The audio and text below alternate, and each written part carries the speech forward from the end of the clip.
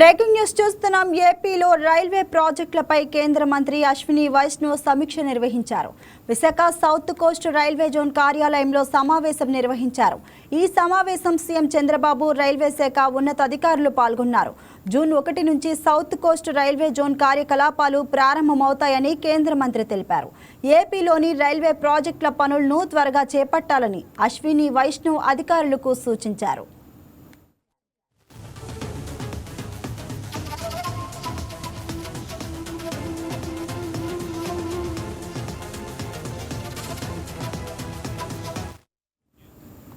ఈ కొత్త railway zone ఏర్పాటుకు సంబంధించిన గెజిట్ నోటిఫికేషన్ను త్వరలోనే జారీ చేయనున్నామని, ఇది జూన్ 1, 2026 నుండి అధికారికంగా అమల్లోకి వస్తుందని ఆయన ప్రకటించారు.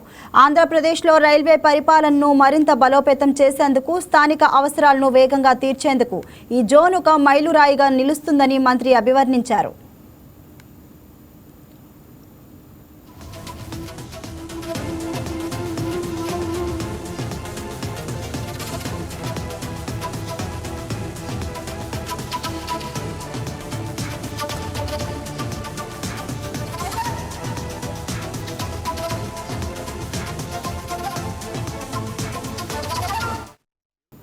రాష్ట్రానికి అందుతున్న ఆర్థిక మద్దతు గురించి కేంద్ర మంత్రి వివరిస్తూ, గతంతో పోలిస్తే రైల్వే బడ్జెట్లో ఆంధ్రప్రదేశ్కు రికార్డు స్థాయి కేటాయింపులు లభించాయని పేర్కొన్నారు.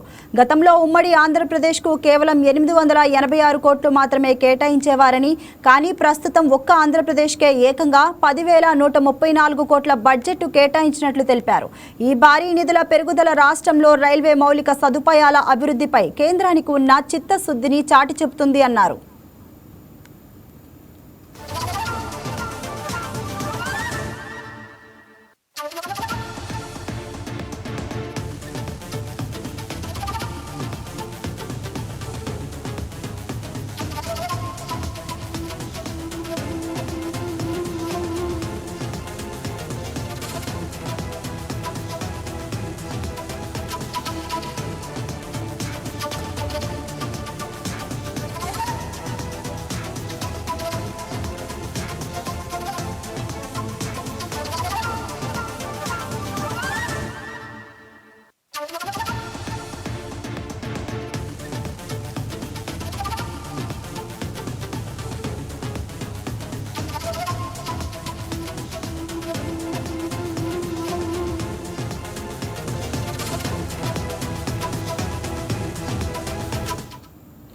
దీనిపై మరింత సమాచారాన్ని మా special correspondent Durgaprasad phone in ద్వారా అందిస్తారు.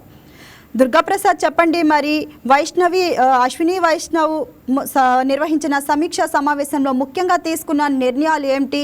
అలాగనే మరి సౌత్ కోస్ట్ రైల్వే జోన్ ప్రారంభం వల్ల ఆంధ్రప్రదేశ్కు ఏ విధమైన ప్రయోజనాలు కలుగుతాయి?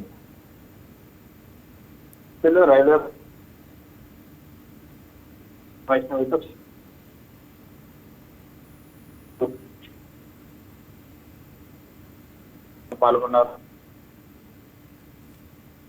మనకి ఏదైతే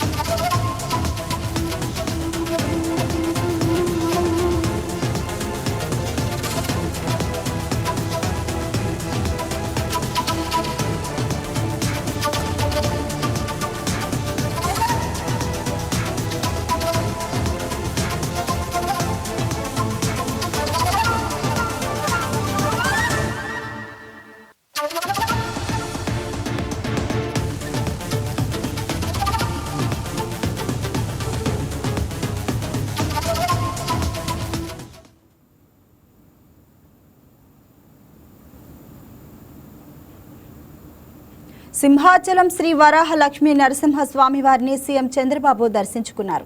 ఈ సందర్భంగా వేద పండితులు పూర్ణ కుంభంతో స్వాగతం పలికి ప్రత్యేక పూజలు నిర్వహించారు. ఆలయంలోని కప్పా స్తంభం వద్ద సంప్రదాయం ప్రకారం మొక్కులు చెల్లించారు. సీఎంతో పాటు కేంద్ర మంత్రులు అశ్విని వైష్ణవ్, రామ్మోహన్ నాయుడు, పెమ్మసాని చంద్రశేఖర్, రాష్ట్ర హోంమంత్రి అనిత, శాసనసభ్యులు గంటా శ్రీనివాసరావు, గణబాబు కూడా దర్శనంలో పాల్గొన్నారు.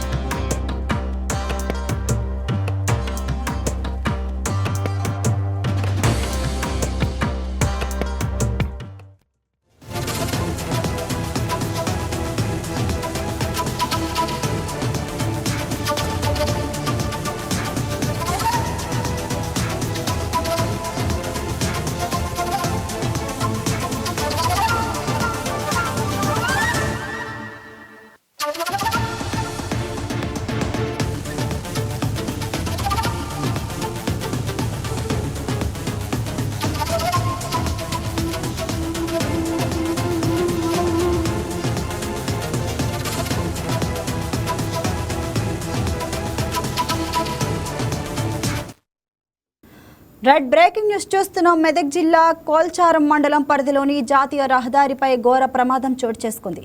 హైదరాబాద్ నుంచి మెదక్ వైపు ప్రయాణిస్తున్న ఆర్టీసీ బస్సు ముందు వెళ్తున్న ధాన్యం లారీని ఓవర్టేక్ చేసే క్రమంలో ఈ ఘటన జరిగింది.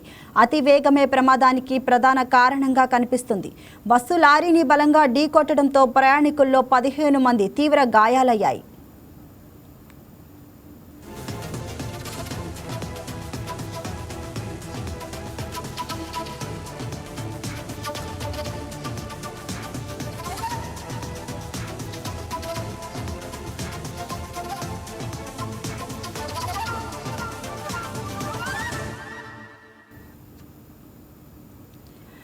ప్రమాదం జరిగిన సమయంలో బస్సులో ఉన్న ప్రయాణికులు ఒక్కసారిగా హాహాకారాలు చేశారు.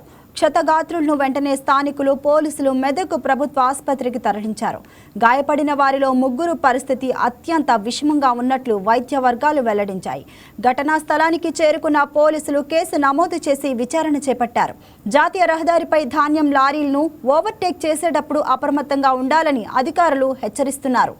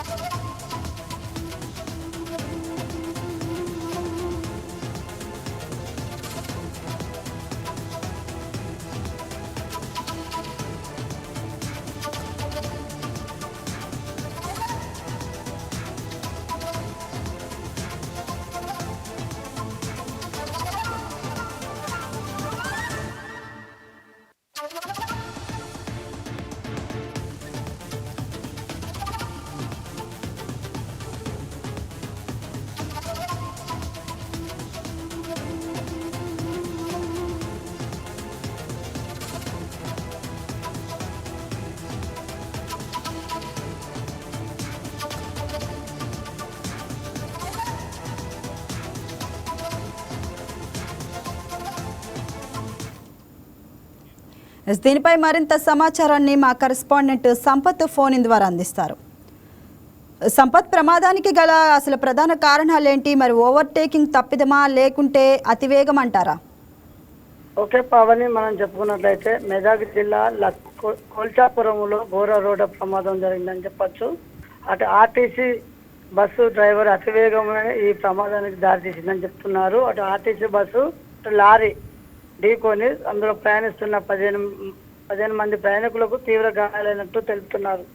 ఏదేమైనప్పటికీ జాతీయ రహదారిపై జరుగుతున్నటువంటి ఘోర రోడ్డు ప్రమాదంలో హైదరాబాద్ నుంచి మెదక్ వైపు ప్రయాణిస్తున్న ఆర్టీసీ బస్సు ముందు వెళ్తున్న ధాన్యం లారీని ఓవర్టేక్ చేసే క్రమంలోనే ఈ ఘటన జరిగిందని ప్రయాణికులు అయితే తెలియపరుస్తున్నారు. అతివేగమే ప్రమాదానికి కారణమని అందులో ప్రయాణిస్తున్న ప్రయాణికులు కూడా తెలియపరుస్తున్నారు. ఆర్టీసీ బస్సు లారీ ఢీకొట్టడంతో బస్సులో ప్రయాణిస్తున్నటువంటి సుమారుగా ప్రయాణికుల్లో 15 మంది తీవ్ర గాయాలుగా, 3 పరిస్థితి విషమం ఉందని చెప్పని అక్కడ ఉన్నటువంటి స్థానిక ప్రభుత్వ ఆసుపత్రి తరలించగా అందులో డాక్టర్లు అయితే తెలియపరుస్తున్నారు. పావని, ఇప్పటికే మనం చూసుకున్నట్లయితే ప్రమాదం జరిగిన సంఘటన స్థలానికి పోలీసులు చేరుకొని అక్కడ ఉన్నటువంటి సూచన బోర్డులు అందిస్తూ ఏదేమైనప్పటికీ బస్సు డ్రైవరు అతి ప్రమాదకరమే ఈ యొక్క ప్రమాదానికి గురైందని చెప్పని అక్కడ ఉన్నటువంటి ప్రయాణికులతో పాటు స్థానిక అధికారులు కూడా తెలియపరుస్తున్నారు.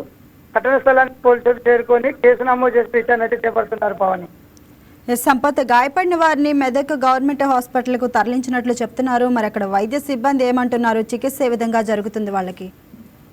అందులో సుమారుగా 15 మంది ఉండగా ఒక 3 పరిస్థితి మాత్రం విషముగా ఉందని చెప్పని వైద్యులు అయితే తెలియపరుస్తున్నారు. వారికి మెరుగైన వైద్యం కోసం ప్రత్యేక డాక్టర్లను పిలిపించి కూడా వైద్యం అందిస్తున్నారని తెలుపుతున్నారు.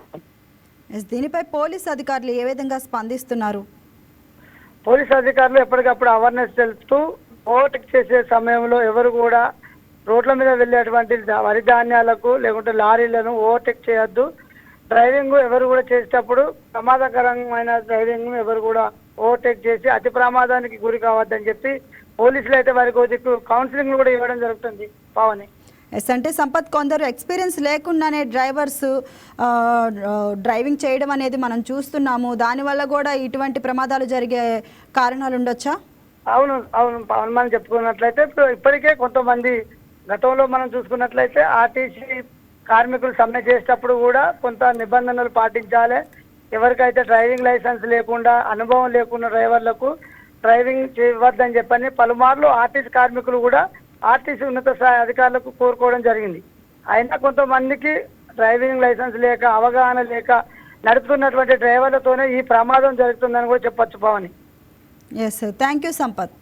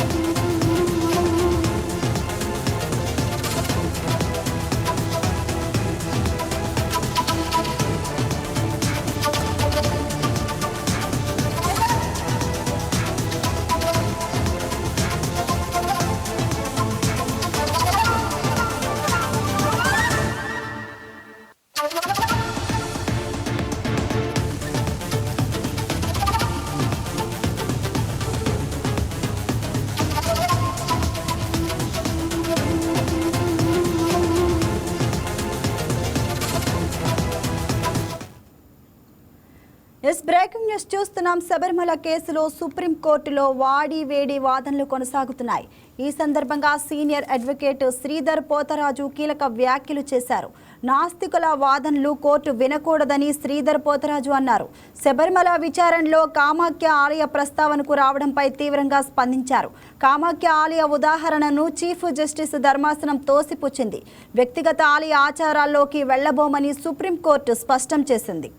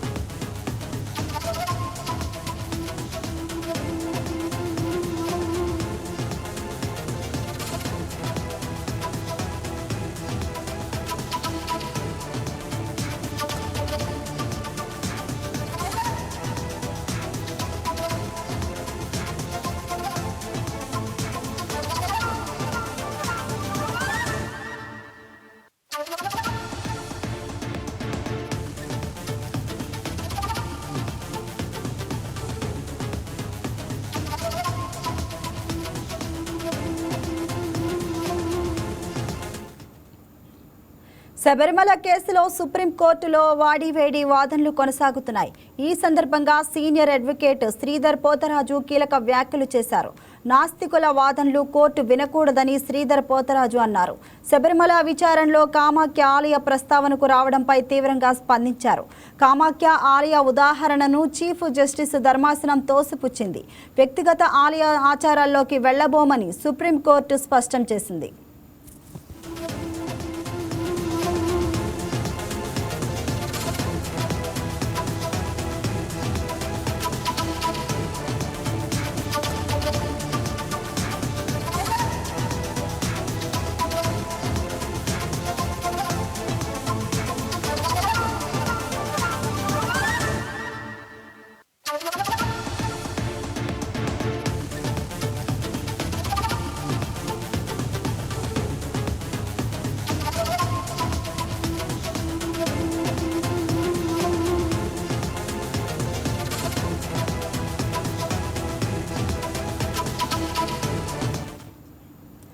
దీనిపై మరింత సమాచారాన్ని మా ఏపీ బ్యూరో చీఫ్ షేక్ సలాం ఫోన్ ద్వారా అందిస్తారు.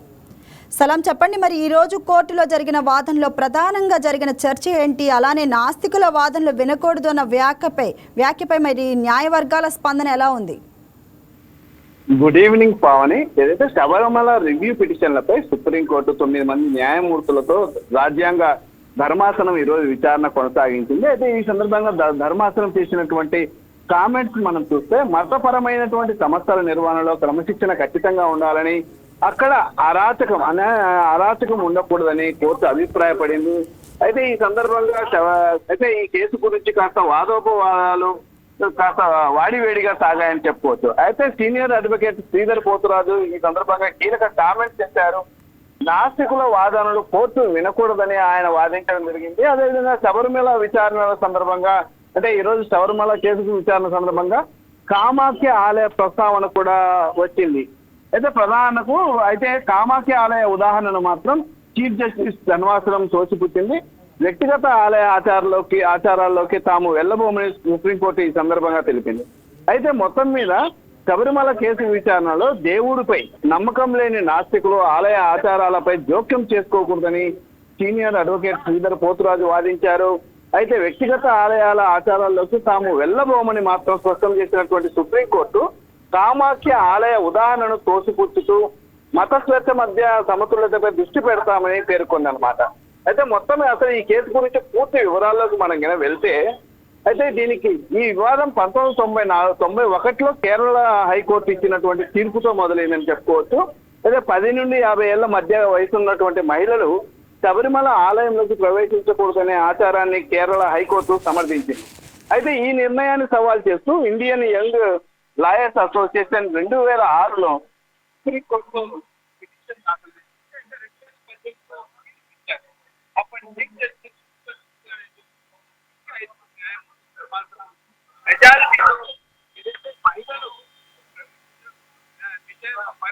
మహిళల ప్రవేశానికి నిషేధాన్ని రాజ్యాంగ విరుద్ధమని అన్ని వయసుల మహిళలకు అనుమతి అయితే నిరసనలు వ్యక్తం కావడంతో తీర్పును సమీక్షించారు. థ్యాంక్ యూ సలాం.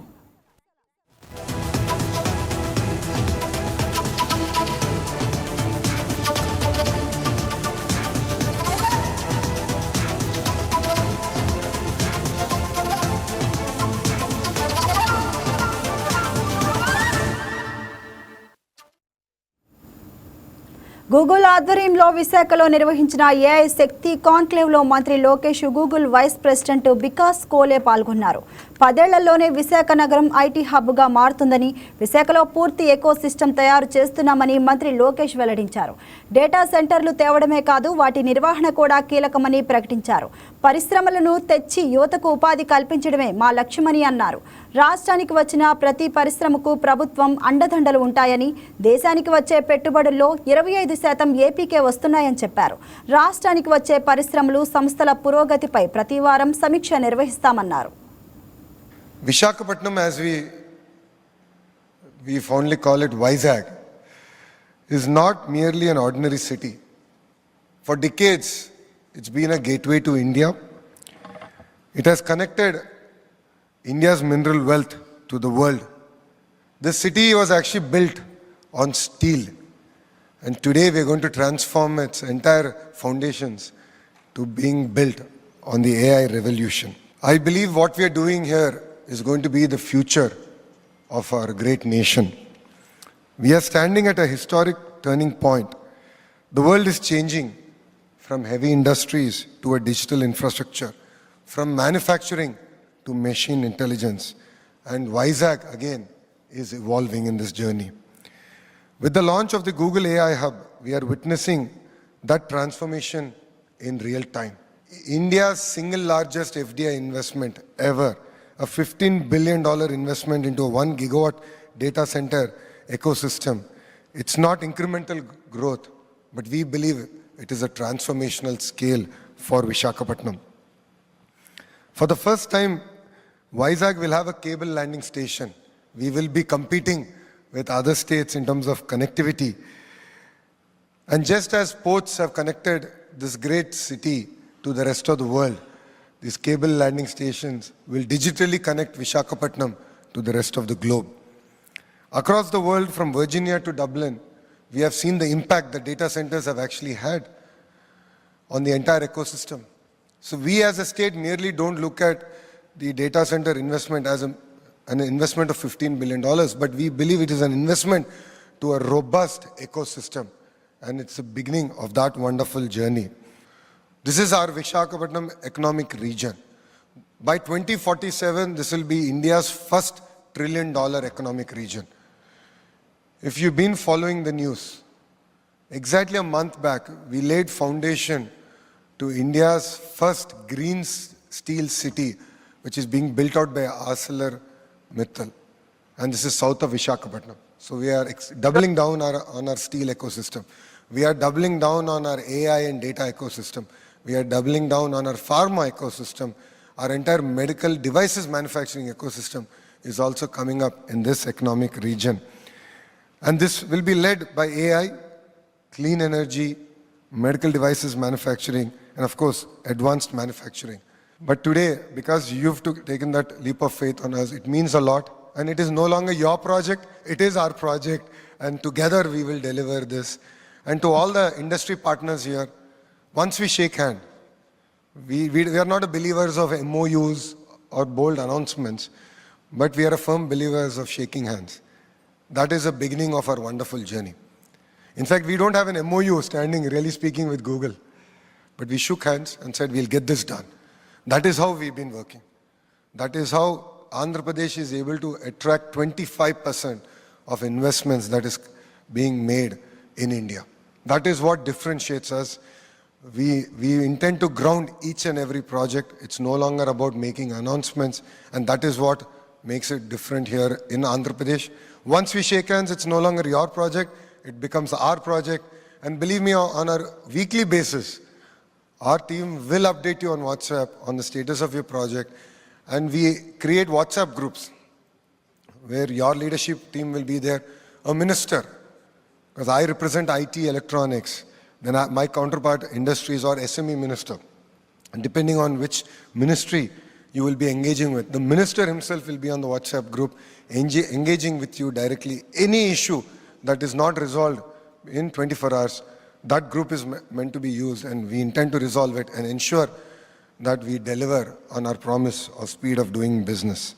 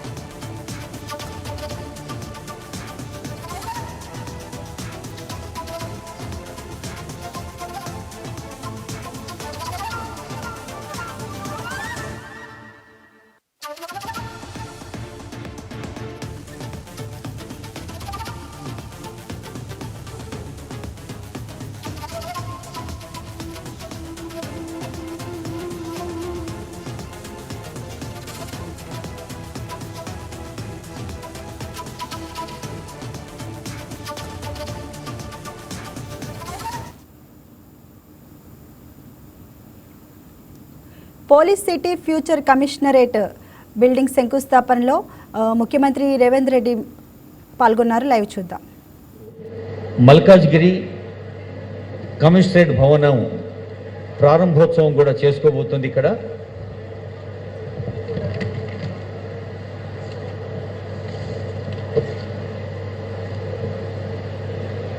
మూడు అంతస్తుల్లో లక్షలాది స్క్వేర్ ఫీట్లో పర్వతాపూర్ గ్రామంలో నిర్మించబడ్డ మల్కాజ్గిరి కమిషనరేట్ భవనం, అలాగే ఆక్టోపస్ పరిపాలనా భవనం, ఖుద్బుల్లాపూర్ డీసీపీ కార్యాలయం, ఈ ప్రారంభోత్సవాలతో పాటు గచ్చిబౌలి ట్రాఫిక్ పోలీస్ స్టేషన్ శంకుస్థాపన, ఇలా రంగారెడ్డి, మేడ్చల్, మల్కాజ్గిరి, సైబరాబాద్ ఈ పరిసర ప్రాంతాల ప్రజలకు సౌలభ్యం చేకూర్చే అదిగో శంకుస్థాపన కార్యక్రమం చూస్తూ ఉన్నాం.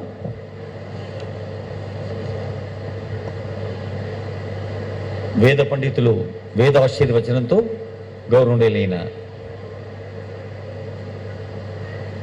ముఖ్యమంత్రి గారు, పర్యాటక సాంస్కృతిక ఎక్సైజ్ శాఖ మంత్రులు జూపల్లి కృష్ణారావు గారు, మన జిల్లా ఇన్ఛార్జి మంత్రివర్యులు ఐటీ శాఖ మంత్రులు శ్రీధరబాబు గారు, పట్నం మహేందర్ రెడ్డి గారు, ఆనరబుల్ ఎంపీస్ రాజ్యసభ వేం నరేందర్ రెడ్డి గారు, అనిల్ కుమార్ యాదవ్ గారు, ఆనరబుల్ ఎమ్మెల్యే మల్లెడ్డి రంగారెడ్డి గారు, మన డీజీపీ శివధర్ రెడ్డి గారు, future city commissioner Sudheer Babu గారు, ఇంకా ఎందరో పెద్దలు పాల్గొంటున్నారు.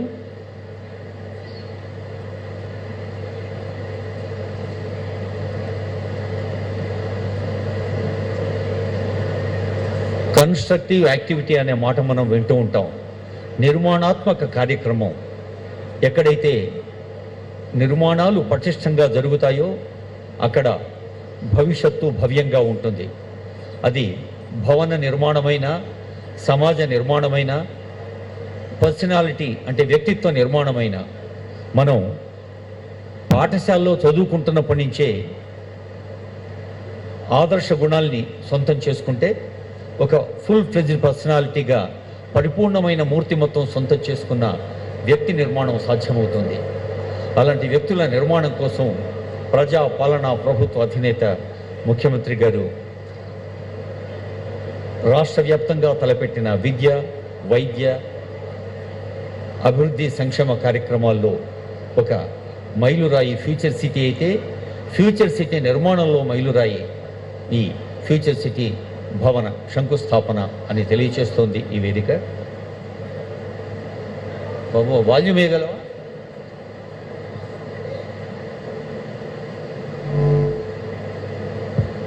ఇక్కడ మైక్ లేదు సార్, ఇక్కడ మైక్ ఉందా? ఉందా?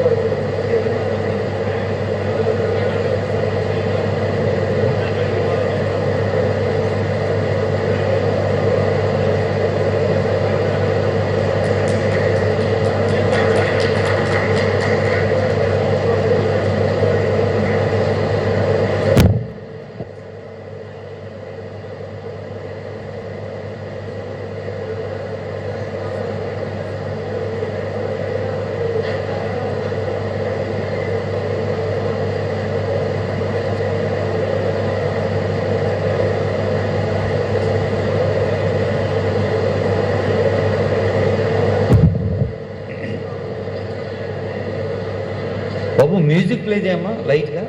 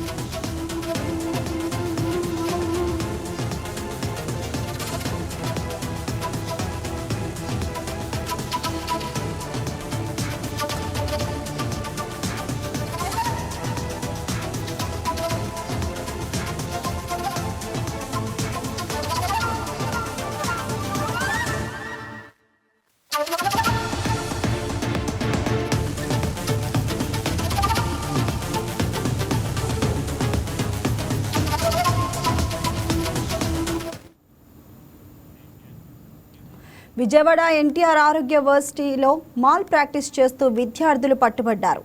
ఎన్టీఆర్ యూనివర్సిటీలో ఆకస్మిక తనిఖీలు నిర్వహించిన అధికారులు మాల్ ప్రాక్టీస్కు పాల్పడ్డ 20 మంది మెడికోల్ను గుర్తించారు.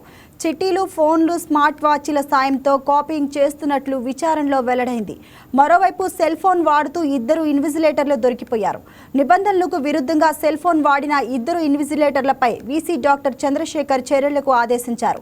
3 ఏళ్ల పాటు పరీక్షల విధులకు దూరంగా ఉండాలని ఆదేశించారు. దీనిపై మరింత సమాచారాన్ని మా కరెస్పాండెంట్ హారిక లైవ్లో అందిస్తారు. ఎస్ హారిక, చెప్పండి. పావని, ఈ రోజు అందిన వార్త ప్రకారం ఎన్టీఆర్ యూనివర్సిటీలో ఎగ్జామ్ రాస్తూ 20 మంది పట్టుబడ్డారు. 14 మంది అబ్బాయిలు, 6 అమ్మాయిలు అయితే పట్టుబడ్డారు. స్మార్ట్ ఫోన్ ద్వారా, చీటీల ద్వారా, అలాగే టెక్నాలజీని ఉపయోగించి ఎగ్జామ్ మాస్ కాపింగ్ చేస్తున్నట్టు సమాచారం అందింది. అలాగే ఇన్విజిలేటర్స్ కూడా 2 ఫోన్ వాడుతూ పట్టుబడ్డారు. Highly integrated command control room జనవరిలో ఓపెనింగ్ చేశారు. దాని ద్వారా సుమారు 540 సీసీ కెమెరాల ఆధ్వర్యంలో సెక్యూరిటీని కూడా దాటుకొని చీటీలు, అలాగే స్మార్ట్ వాచ్లు కూడా లోపలికి తీసుకెళ్లి మాల్ ప్రాక్టీస్ చేస్తూ పట్టుబడ్డారు. దీని మీద వైస్ ఛాన్సలర్ చంద్రశేఖర్ కూడా వాటి మీద కఠిన చర్యలు తీసుకోవాలని అయితే ఆదేశాలు జారీ చేశారు. దీని మీద సత్యకుమార్ యాదవ్ కూడా రియాక్ట్ అవడం జరిగింది. Highly command control room first of all కర్ణాటకలో ఏర్పాటు చేశారు. అంత టెక్నాలజీ, అంతా అన్ని కెమెరాస్ తో నెక్స్ట్ ఆంధ్రప్రదేశ్ లోనే ఏర్పాటు చేశారు. ఆయుష్ విభాగం అలాగే ఎంబీబీఎస్, డెంటల్ సంబంధించిన విద్యార్థులు ఎగ్జామ్ రాస్తూ 20 మంది అయితే మాల్ ప్రాక్టీస్ చేస్తూ పట్టుబడ్డారు. వాళ్ళ మీద కఠిన చర్యలు తీసుకోవాలని, ఇంత టెక్నాలజీని ఇలా దుర్వినియోగం చేస్తూ ఇట్లాగా కాపీ కొడుతూ దొరకడం అనేది బాధాకరం అనేది సత్యకుమార్ యాదవ్ కూడా రియాక్ట్ అయ్యాడు. పావని, హారిక, అంటే అసలు లోపం ఎక్కడుంది అని అనుకోవచ్చు. ఎందుకు అంటే అసలు ఇంతమంది కాపీ కొడుతూ మనకి బయటపడడం మనం చూస్తున్నాం. అంటే స్మార్ట్ వాచెస్ అనేది ఖచ్చితంగా అలౌడ్ కాదు. స్టిల్ అయినా కూడా అలాంటి ఎలక్ట్రానిక్ ఐటమ్స్ లోపలికి వెళ్ళినాయి అంటే అసలు ఎంతవరకు చూడొచ్చు, లోపం ఎక్కడుంది అని అనుకోవచ్చు మనం. Pavani, first of all Satyakumar Yadav కూడా దాని మీద తనిఖీలు నిర్వహించడం జరుగుతుంది. సీసీ కెమెరాలు అన్ని చూడడం, అధికారులు కూడా సరిగ్గా రెస్పాండ్ అవ్వకపోవడంతో ఆయన ఆగ్రహం వ్యక్తం చేస్తున్నారు. గతంలో ఏపీఎంసీ కౌన్సిల్ సంబంధించి వాళ్ళ మెంబర్స్ డీటెయిల్స్ కూడా ఇట్లాగే ఎన్టీఆర్ యూనివర్సిటీలో లీక్ అవడం జరిగింది. ఇప్పుడు చూస్తే ఇంత టెక్నాలజీ, ఇంత కమాండ్ కంట్రోల్ రూమ్ ఉన్న దాన్ని దాటుకొని లోపలికి ఈ చీటీలు, స్మార్ట్ వాచ్లు, అట్లాగే సెల్ ఫోన్స్ కూడా ఎలా అయినాయి. అధికారులు అంతా చర్యలు తీసుకోకుండా ఎట్లా ఉన్నారు అనే దానిపై సత్యకుమార్ యాదవ్ కూడా ఆగ్రహం వ్యక్తం చేస్తున్నారు. సో ఎవరైతే దొరికారో వాళ్ళని 3 years పాటు ఎగ్జామ్ రాయకుండా పనిష్మెంట్ అయితే సమాచారం అందింది. పావని, ఇలా ఈ గతంలో జరిగింది, ఇప్పుడు జరిగింది దృష్ట్యా భవిష్యత్తులో రిపీట్ అవ్వకుండా ఉండేందుకు ఇంకా కఠిన చర్యలు అలాగే అన్ని ఏర్పాటు చేయాలని కూడా సత్యకుమార్ యాదవ్ అధికారులకి ఆదేశాలు జారీ చేశారు. పావని, అంటే హారిక, భవిష్యత్తులో డాక్టర్లుగా మారి విద్యార్థులు ఇలా మోసం చేయడం అసలు ప్రజల నమ్మకంపై ఎటువంటి ప్రభావం చూపించే అవకాశం ఉంది అంటారు? సుమారు 20 మంది మెడికోస్ ఇట్లాగా మాల్ ప్రాక్టీస్ చేస్తూ దొరకడం అనేది చాలా బాధాకర విషయం. భవిష్యత్తుని తీర్చిదిద్దాల్సిన వాళ్ళే ప్రస్తుతం ఒక ఎగ్జామ్ కోసం ఇట్లాగా చీటింగ్ చేయడం అనేది ఒక చాలా బాధాకరమైన విషయం. సో దీని మీద అధికారులు కూడా అలాగే ఆ పేరెంట్స్ కూడా చాలా బాధపడుతూ ఉంటారు. ఎందుకు ఇట్లాగా వాళ్ళ పిల్లలు ఇలా పట్టుబడి 3 years పాటు ఎగ్జామ్ రాయకుండా వాళ్ళని బ్యాన్ చేయడం అనేది వాళ్ళ పేరెంట్స్ కూడా చాలా బాధాకరమైన విషయం. సో అంతకన్నా ముందు సెల్ ఫోన్స్, స్మార్ట్ వాచెస్, చీటీలు ఎట్లా లోపలికి ఎలా అలో చేశారు. సెక్యూరిటీ అనేది బయట చాలా కట్టుదిట్టంగా ఉంటారు. అందరూ మెడికల్ కి సంబంధించి అయితే MBBS వాళ్ళకి సంబంధించింది అయితే ఇంకా స్ట్రిక్ట్ గా ఉంటారు. కానీ వాళ్ళని దాటుకొని లోపలికి ఎట్లాగా ఇన్ఫాక్ట్ సీసీ కెమెరాస్ కూడా దాటుకొని వాళ్ళు లోపలికి వెళ్ళడం అనేది చాలా ఇంపాసిబుల్ మ్యాటర్ ని చాలా పాసిబుల్ గా తీసుకెళ్లి దొరికారు. కానీ సీసీ కెమెరా కళ్ళు కప్పడం చాలా ఇంపాసిబుల్ కాబట్టి వాళ్ళు ఈజీగా దొరికిపోయారు. యాక్చువల్లీ ఈ మంత్ 2nd ఎగ్జామ్స్ అయితే ప్రారంభమయ్యాయి. నెక్స్ట్ మంత్ 14th వరకు ఎగ్జామ్స్ జరగబోతున్నాయి. ఈ కాలంలో వీళ్ళు ఎన్నిసార్లు ఇలా మాల్ ప్రాక్టీస్ చేస్తుంటారు, ఇది ఫస్ట్ టైమా లేకపోతే గతంలో కూడా ఇలా చేసి ఉంటారా అనే విషయాలపై కూడా ఆరా తీస్తున్నారు. సో వీళ్ళకైతే ఇంకా భవిష్యత్తులో వేరే స్టూడెంట్స్ కూడా ఇలా మాల్ ప్రాక్టీస్ చేయడానికి ధైర్యం చేయకుండా ఉండేలాగా అయితే ఖచ్చితంగా అధికారులు అయితే ఒక రియాక్ట్ అవ్వాలి. పావని, అంటే హారిక, సెక్యూరిటీ పైన ఎటువంటి యాక్షన్ తీసుకునే అవకాశం ఉంది? ఎందుకంటే అలాంటి ఎలక్ట్రానిక్ ఐటమ్స్ కూడా లోపలికి రావడానికి వాళ్ళు ఛాన్స్ ఇవ్వడమే ఒక రీజన్ అయింది కాబట్టి. పావని, సెక్యూరిటీ అని ఫస్ట్ ఆఫ్ ఆల్ లోపలికి వెళ్ళేటప్పుడు మెషిన్ అలర్ట్ అనేది ఉంటుంది. ఎలాంటి డివైసెస్ అయినా ఈజీగా ట్రేస్ చేసే విధంగా అయితే అలర్ట్ అనేది సెక్యూరిటీ చూసుకోవాలి. కానీ వాళ్ళు కూడా ఈ మధ్య ఎక్కడ చూసినా వాళ్ళు కూడా సరిగ్గా చెక్ చేయట్లేదు. నామకే వాస్తు చెక్ చేయడం జరుగుతుంది. సో అట్లాంటి వాళ్ళ మీద అయితే ఖచ్చితంగా గట్టిగా స్ట్రిక్ట్ యాక్షన్ తీసుకోవాలి. ఎందుకంటే వాళ్ళ వల్ల ఇంకా పెద్ద పెద్ద మిస్టేక్స్ అయితే జరగబోతున్నాయి. సో ఈ స్టూడెంట్స్ కూడా చాలా డేర్ చేసి లోపలికి ఇట్లా ఫోన్స్, స్మార్ట్ వాచెస్, చీటీలు అంటే ఎక్కడైనా దాయచ్చు, కానీ స్మార్ట్ వాచ్, ఫోన్స్ అనేది చాలా వాళ్ళు ఎలా ఈజీగా తీసుకెళ్లారు. ఈ మాల్ ప్రాక్టీస్ కూడా ఎప్పటి నుంచి చేస్తున్నారు. సో అంత సెక్యూరిటీ లేకుండా, అంటే అంత సెక్యూరిటీ వాళ్ళు అంత బాధ్యత రహితంగా ఉన్నారు. సో ఖచ్చితంగా వాళ్ళ మీద కూడా యాక్షన్ తీసుకోవాలి. పావని, హారిక, మాల్ ప్రాక్టీస్ చేస్తూ ఇదే ఫస్ట్ టైం అలా దొరకడం ఆ కాలేజ్లో?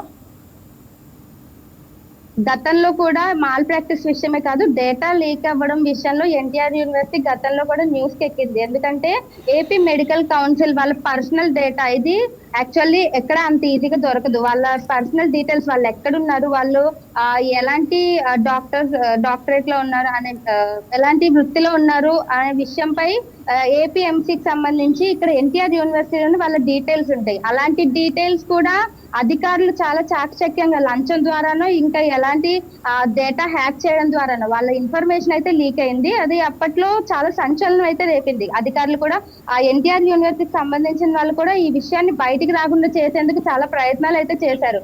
డాక్టర్స్ కూడా ఇది చాలా సెన్సిటివ్ మ్యాటర్. ఎందుకంటే వాళ్ళ పర్సనల్ డీటెయిల్స్ వేరే కంపెనీలకి గనక చిక్కితే వాళ్ళు ఎలా అయినా యూజ్ చేసుకునే అవకాశం ఉంది.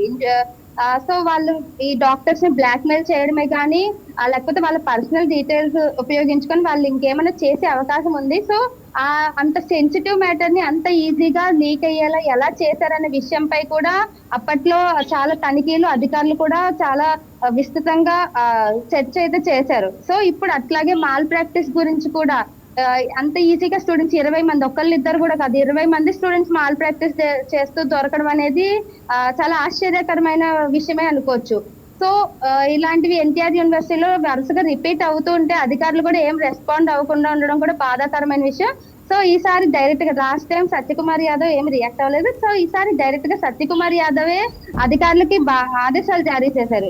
ఎక్కడ తప్పు జరుగుతుంది, అన్ని సీసీ కెమెరాస్ ఉన్నాయి కూడా. ఎందుకంటే రాష్ట్ర వ్యాప్తంగా మొత్తం ఒకే చోట కమాండ్ కంట్రోల్ రూమ్ అనేది వర్క్ అవుతుంది. ఎవరు ఎలాంటి మాల్ ప్రాక్టీస్ చేసే అవకాశం లేకుండా ఈ సీసీ కెమెరాలు పెట్టారు. అయినా కూడా వాళ్ళు ఎలాగా ఇంత ధైర్యం చేసి మాల్ ప్రాక్టీస్ చేస్తున్నారు, అధికారులు ఎందుకు రెస్పాండ్ అవ్వట్లేదు, ఇన్వెస్టిగేటర్స్ కూడా బాధ్యత రహితంగా ఫోన్ వాడుతూ ఉండడం ఏంటి అనే విషయంపై కూడా ఆయన తీవ్రంగా ఆగ్రహం వ్యక్తం చేస్తున్నారు. హారిక, అంటే గతంలో కూడా ఇలా జరిగింది అని చెప్తున్నారు. మరి అంటే మేనేజ్మెంట్ ఫాల్ట్ ఉంది అని అనుకోవచ్చా మరి ఈ విషయంలో? అఫ్ కోర్స్ ఖచ్చితంగా మేనేజ్మెంట్ ఫాల్ట్ అయితే ఉంటుంది. ఎందుకంటే అంత ఏర్పాట్లు లేకుండా అయితే వాళ్ళు అట్లా చేయకూడదు. సో వాళ్ళు అంత లైట్ తీసుకున్నారు ఈ ఎగ్జామ్ ని. ఓకే, స్టూడెంట్స్ ని ఇష్టం వచ్చినట్టు వదిలేసారు. ఇన్విజిలేటర్స్ సరిగ్గా లేకపోతే ఇంకా స్టూడెంట్స్ ఎట్లా సరిగ్గా ఉంటారు? ఇన్విజిలేటర్స్ ఫోన్ వాడుతూ ఉంటే ఇంకా స్టూడెంట్స్ కూడా ఇష్టం వచ్చినట్టు మాల్ ప్రాక్టీస్ చేసుకుంటూ ఉంటారు. So first of all invigilators సరిగ్గా స్ట్రిక్ట్ గా ఉంటే స్టూడెంట్స్ కి అంత ధైర్యం అయితే సరిపోదు. సో నెక్స్ట్ టైం ఇట్లా రిపీట్ అవ్వకుండా ఉండాలంటే ఫస్ట్ ఆఫ్ ఆల్ మేనేజ్మెంట్ నుంచి వర్క్ అనేది ప్రాపర్ గా ఉంటే స్టూడెంట్స్ అంత డేర్ కూడా చేయరు. ఎస్ హారిక, అంటే ఇలా మాల్ ప్రాక్టీస్ చేస్తూ ఎగ్జామ్స్ సరిగ్గా రాయకుండా కష్టపడి చదువుకునే వాళ్ళని చూస్తున్నాం మనం. మరి ఈ విధంగా ఇట్లా కాపీ కొడుతూ వాళ్ళు ఎగ్జామ్స్ రాస్తుంటే మరి భవిష్యత్తులో వాళ్ళ భవిష్యత్తుపై ఎటువంటి ప్రభావం చూపించే అవకాశం ఉంది వాళ్ళపై? ఇలా దొరికిన వాళ్ళు అయితే ఫస్ట్ ఈ 20 మెంబర్స్ దొరికారు. దొరకని వాళ్ళు ఇంకెంత మంది ఉన్నారు? వాళ్ళు భవిష్యత్తులో ఎట్లాంటి పనులు చేస్తారనేది తెలియదు. కష్టపడి చదివే వాళ్ళకైతే ఇది చాలా ఇబ్బందికరంగా మారుతుంది. కష్టపడి రాత్రి పగలు చదివిన వాళ్ళేమో ఒకే మార్కులు, మాల్ ప్రాక్టీస్ చేసిన వాళ్ళకి ఒకే మార్కులు అంటే ఇది చాలా బాధాకరమైన విషయం. ఈ 20 మెంబర్స్ కి అయితే ఈ పనిష్మెంట్ అయితే కరెక్టే అని ప్రజలు కూడా అంటున్నారు. ఎందుకంటే భవిష్యత్తులో డాక్టర్ గా ఒక మంచి సేవను అందించాల్సిన వాళ్ళు ఇలా మాల్ ప్రాక్టీస్ చేయడం ఏంటి అని ప్రజలు కూడా ఆగ్రహం వ్యక్తం చేస్తున్నారు. Pavani. Yes, thank you Harika.